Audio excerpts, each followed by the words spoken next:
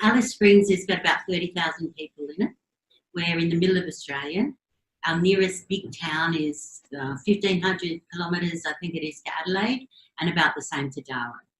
So we're basically smack middle of Central Australia, and I think in my photos I sent a little photo of Australia showing us, and we like to think of ourselves as the heart of Australia.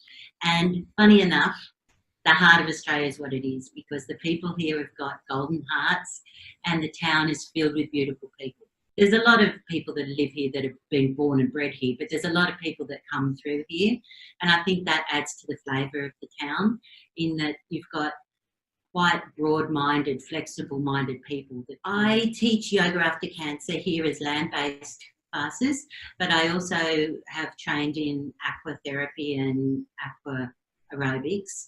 So when I was doing my yoga for cancer people and for lymphedema in particular, because it gets so hot here, water is the best way of cooling us down. And I started to look into different programs and different people that were running aquatherapy for lymphedema, or just running classes where I could add my yoga classes and do it in the water. So in particular, one of my clients who I was seeing for lymphedema treatment post-breast cancer and doing massage, bandaging, laser and all that with, she would go in the water every day.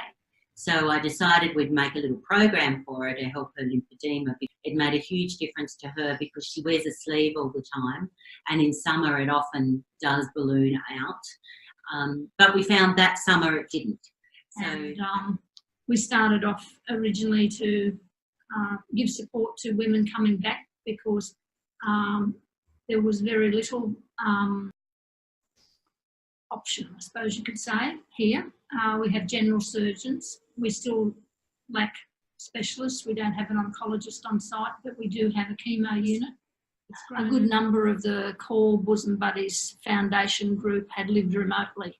So we began to hear stories, you know, we were in our 40s or early 50s at that stage, same thing happening. So that's how the DVD came to be, because there were women who were prepared to speak. And one of the biggest things that happened right at the end was to do with women and ceremony.